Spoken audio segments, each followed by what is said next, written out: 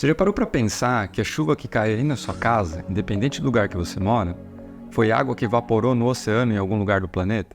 Nesse vídeo eu vou falar um pouco sobre a relação entre o oceano e o clima. A gente costuma dar muita ênfase para a atmosfera porque a gente vive na atmosfera, mas o oceano tem um papel fundamental no controle do clima do nosso planeta. E aí, dentro de todos os aspectos do clima que a gente poderia falar, eu vou focar na chuva. Porque a chuva é, sem dúvida, um dos principais fatores que afeta não só a nossa vida, mas também como afeta a vida natural, as florestas, os animais.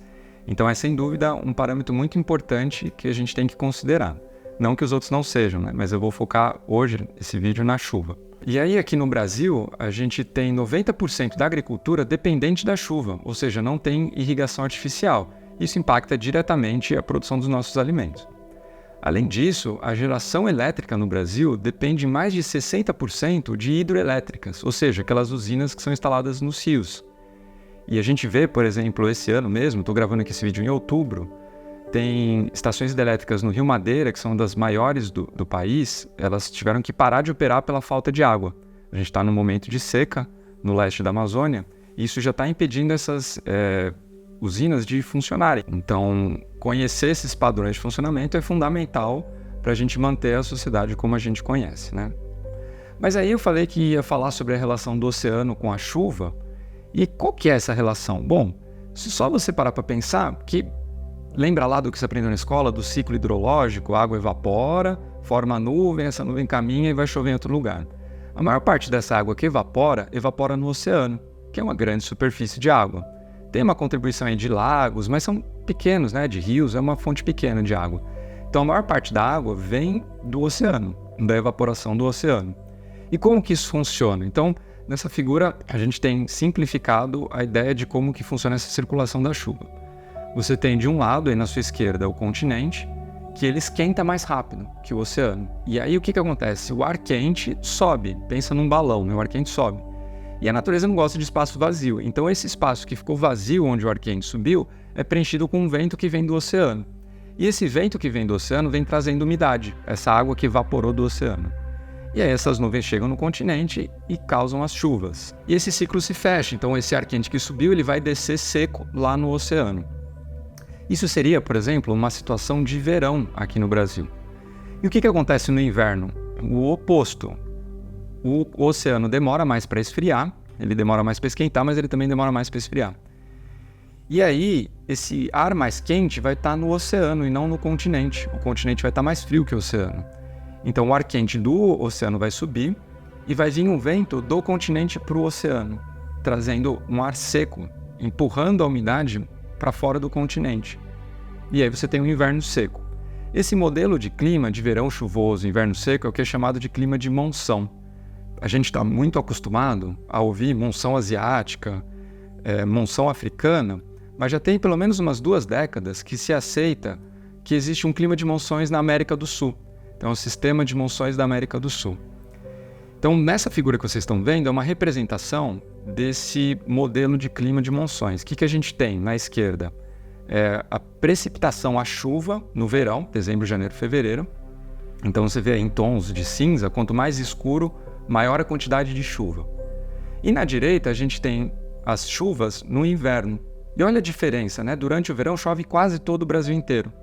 Na verdade, boa parte da América do Sul. Enquanto no inverno, só chove ali na região do Equador. Então existe essa faixa de nebulosidade, que é isso? Acúmulo de nuvens no Equador. Por quê? Porque os ventos alísios, aqueles ventos que sopram de leste para oeste, eles convergem, eles se juntam no Equador. Isso faz juntar toda essa umidade que é evaporada no oceano. Quando essa zona de umidade chega no continente, aqui na América do Sul, ela encontra os Andes e é refletida para o sul. Por isso que vocês veem aí um braço dessa umidade, desses tons mais cinza, descendo aqui para sul, chegando até o sudeste do Brasil. Então, no verão, boa parte da chuva que cai em São Paulo, por exemplo, ela passa pela Amazônia, ela encontra ali a Cordilheira dos Andes, que é muito alta, o vento sofre uma reflexão ali, ele muda de direção, e ela vem chovendo pelo Brasil inteiro até chegar em São Paulo. Só que no inverno, a posição dessa zona de convergência muda. Então, se a gente olhar aqui uma animação de como que funciona isso ao longo do ano, a gente tem aqui de janeiro a dezembro, A linha roxinha aí está mostrando essa zona de convergência intertropical. Um nome complicado para dizer o quê? Essa zona onde se concentram os ventos e, portanto, se concentram as nuvens. E aí o colorido dessa animação é a quantidade de chuva. Então, onde está mais azul aí, chove mais, por exemplo. E olha só como a chuva acompanha ao longo do ano, ela muda. Então, no nosso verão, ela está aqui mais para sul, então chove mais. No nosso inverno, é verão no hemisfério norte, a chuva vai para o hemisfério norte. Então a chuva gosta de acompanhar aí o verão por causa daquele sistema simplificado que eu mostrei, né? O continente esquenta e isso atrai o vento em direção ao continente. É o que se chama ali na meteorologia de zonas de baixa pressão. E olha como é significativa essa mudança da chuva ao longo do ano. Se a gente olha um conjunto de imagens de satélite do planeta inteiro, esse conjunto foi lançado pela NASA, chama Terra Respirando, poético, né? O que a gente observa aí? Ao longo de um ano, você observa a vegetação, por exemplo, na África, isso fica muito nítido, que ela dá a impressão que ela sobe e desce, né? Você vê o verde ali da vegetação subindo para norte, para sul. O que é isso? Você tem vegetações que perdem a folha, por exemplo, a nossa caatinga aqui no Brasil, que perde a folha na época de seca. É como se ela estivesse hibernando ali, né? E aí quando chove, floresce tudo de novo.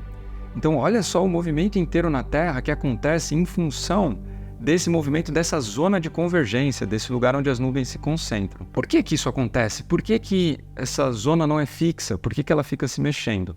Isso tem a ver com o balanço de temperatura entre o hemisfério norte e o hemisfério sul. É a diferença de temperatura entre os hemisférios. E quem ajuda a controlar essa diferença de temperatura é o oceano. Então, se a gente olhar para o Oceano Atlântico, ele tem um papel fundamental no clima do planeta, porque ele é o único lugar na Terra que existe a conexão entre o Polo Norte e o Polo Sul. Como que isso funciona? A gente tem um conjunto de correntes, que é chamada de circulação, seria esse conjunto de correntes, que tende a carregar água numa direção. Então essa seta que vocês estão vendo aí nas figuras, a seta vermelha, é esse conjunto de correntes superficiais que pega a água quente aqui da região equatorial e leva lá para a região polar, ali perto da Groenlândia. Chegando lá, essa água quente, ela começa a esfriar, ela vai perdendo calor para a atmosfera e aí ela fica mais densa e afunda. E aí ela volta para o Polo Sul como uma corrente de fundo. Ela vai pelo fundo do oceano até chegar no Polo Sul, onde ela sobe de novo. E isso ajuda a distribuir o calor na Terra, porque a gente tem um desbalanço de energia entre os hemisférios. O hemisfério norte tem mais continente, o hemisfério sul tem mais oceano. Isso faz com que haja um acúmulo de calor no hemisfério sul. E esse acúmulo de calor é transportado para o hemisfério norte através do Oceano Atlântico. Bom, e aí dependendo da intensidade dessas correntes, a gente tem mais acúmulo de calor aqui no Atlântico Sul ou mais acúmulo de calor no Atlântico Norte. E aquela zona de convergência vai tender sempre a estar mais perto de onde tem o acúmulo de calor. Então, na figura da esquerda aí, você vê a nossa situação de verão. O que acontece? Esse sistema de correntes aí está enfraquecido. Isso gera um aumento de calor aqui no Atlântico Sul. E aí aquela zona de umidade fica deslocada para sul. Isso faz com que chova na maior parte da América do Sul. E aí no inverno, o que acontece? Essas correntes se intensificam e aí elas levam esse calor lá para o Atlântico Norte. Isso faz com que aquela zona de umidade se desloque para norte. E aí ela não encontra mais os Andes, ela não é mais jogada aqui para sul, para o resto do Brasil. Isso faz com que o nosso inverno seja seco na maior parte do país. Bom, esse é o funcionamento dessa corrente ao longo de um ano. Mas aí se a gente olha para o passado dessas correntes, a gente tem aí um artigo que saiu em 2021 que mostra que nos últimos 1.500 anos esse sistema de circulação esteve estável, só que nas últimas décadas ele está entrando em declínio. A gente está vivendo hoje o estado menos intenso dessa circulação dos últimos 1.500 anos. Como que a gente vê isso? Bom, a gente estuda vários parâmetros no oceano e aí a gente consegue saber a intensidade dessas correntes.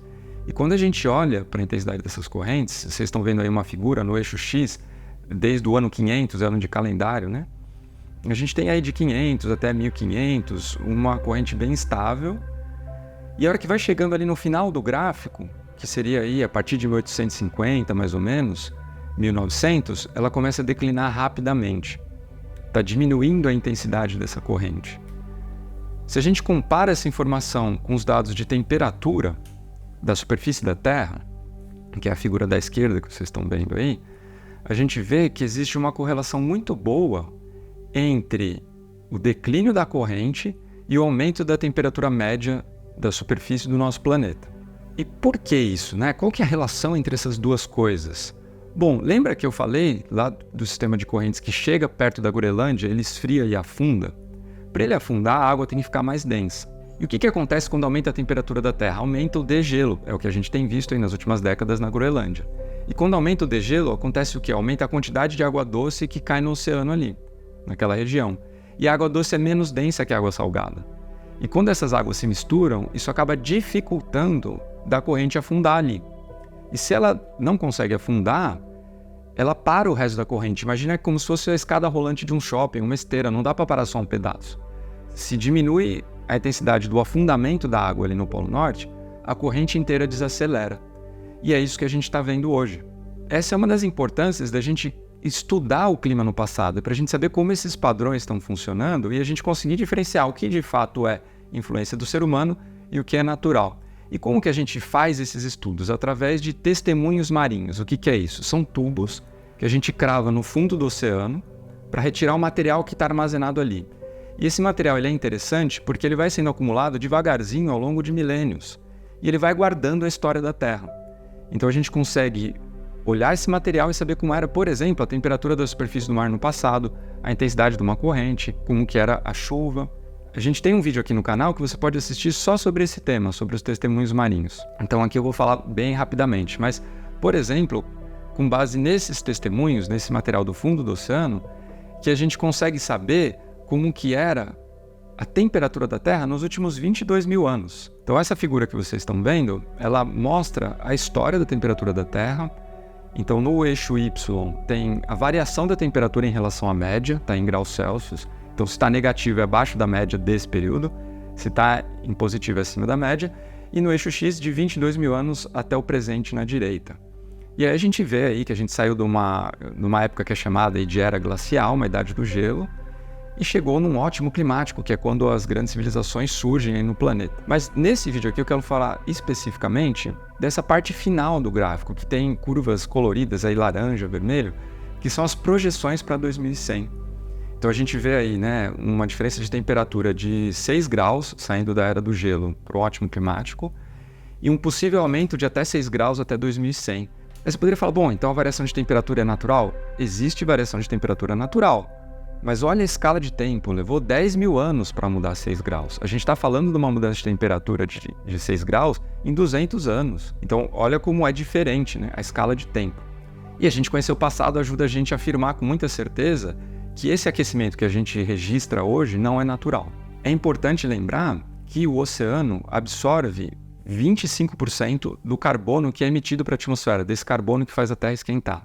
E que ele absorve cerca de 90% desse excesso de calor que está sendo gerado por esses gases de efeito estufa. Então, o oceano faz um favor gigantesco para a gente, ele ajuda a regular o clima. Estaria muito pior se não fosse pelo oceano, por esse papel que ele exerce.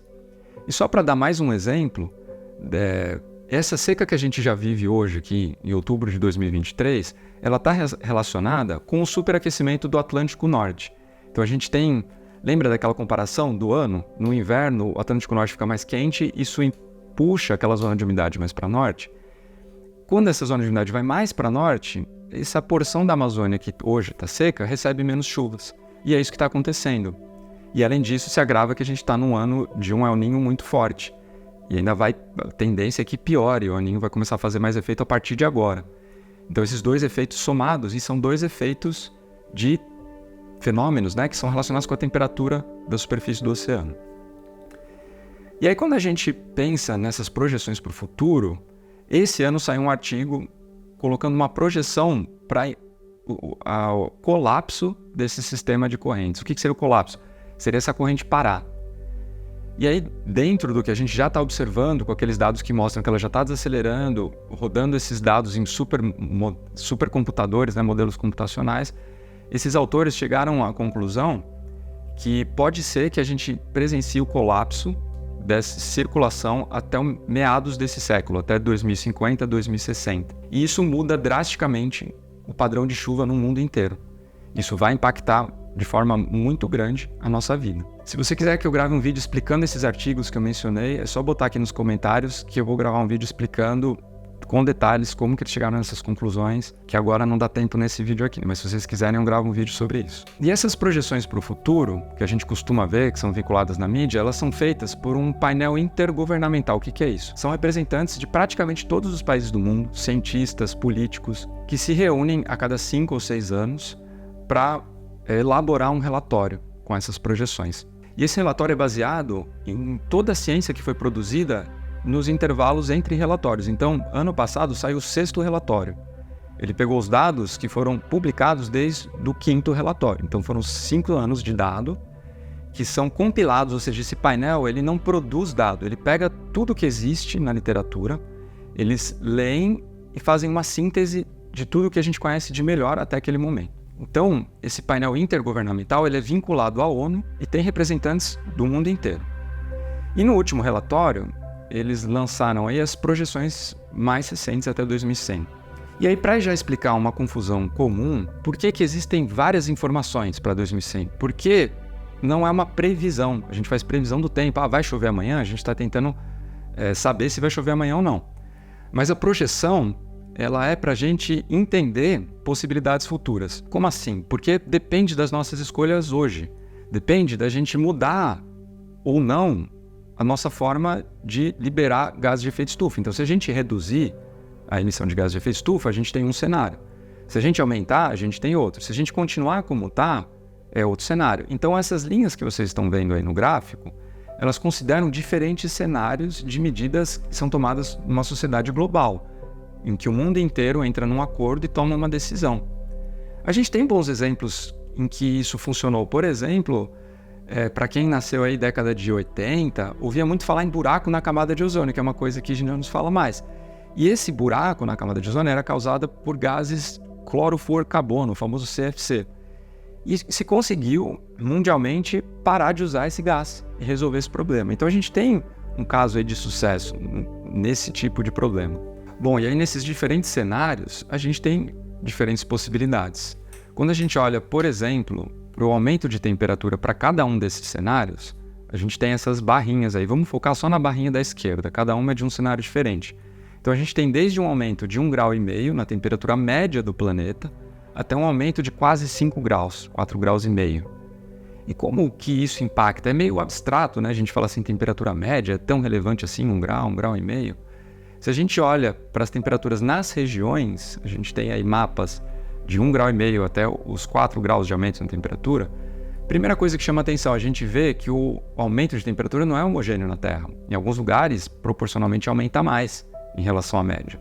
E a gente vê que o hemisfério norte esquenta mais rápido que o hemisfério sul. E a gente já viu, por exemplo, esse ano, 2023, teve um mês mais quente da história, desde que existe registro, desde que o ser humano registra a temperatura. Então, faz muita diferença o aumento de 1 grau a mais do que já vai aumentar, né? Bom, e aí como que essas mudanças na temperatura afetam as chuvas? Nessas figuras a gente vê aí as cores representando variação para mais ou para menos da média. Então, onde está em tom amarelo, significa que vai chover menos do que chove hoje. E onde está em tons azul, vai chover mais do que chove hoje. Então, a gente vê que uma boa parcela aí do Brasil vai começar a ter menos chuva com o aumento de temperatura. Então, as secas vão ser mais frequentes, elas vão ser mais duradouras. E isso é um problema grande. Se a gente vê também como que isso afeta a umidade do solo, que é um parâmetro fundamental para a agricultura, porque é de onde as raízes tiram ali a água, principalmente, do solo, a gente vê que a gente começa a ter um déficit de água nessas regiões, começa a faltar água. E isso prejudica não só a agricultura, como também os ecossistemas naturais, as florestas. Esse aumento de temperatura vai causar um impacto significativo nos regimes de chuva. E aí, além dessa mudança na média de chuva, outro efeito do aumento da temperatura da superfície do oceano e do aumento da temperatura da atmosfera é que eventos extremos também ficam mais frequentes e mais intensos. Isso a gente já registra na última década. Então, por exemplo, as secas ficam mais intensas e mais frequentes, as cheias, as grandes chuvas, chuvas torrenciais, ficam mais frequentes e mais intensas. Por quê? Porque pensa assim, você tem um sistema, oceano, atmosfera, e esse sistema começa a exceder mais energia. Então ele tem que dispersar essa energia de forma mais eficiente. E os eventos extremos são muito eficientes para dispersar essa energia. Então a gente já tem visto aumento aí de deslizamentos, de inundações, de secas. e isso tende a ficar mais frequente. Então, o importante é a gente ter em mente que a gente tem escolha, que a gente pode ter um cenário muito ruim ou pode ter um cenário não tão ruim. Isso depende do que a gente vai fazer daqui para frente. Então, essas projeções, elas trazem isso para a gente, uma possibilidade de escolher o futuro que a gente quer. Bom, então com esse vídeo a gente conseguiu entender como que o oceano ajuda a regular o clima e como que as variações na temperatura da Terra e do oceano afetam diretamente as chuvas que caem aí na sua casa, mesmo que você esteja longe do mar. E como também as nossas ações podem mudar os cenários que a gente vai ter no futuro. E aí, se você está gostando desse tipo de conteúdo, considere se inscrever aqui no canal, dar um joinha e compartilhar com alguém que você acha que vai gostar dessa informação. Te vejo no próximo vídeo.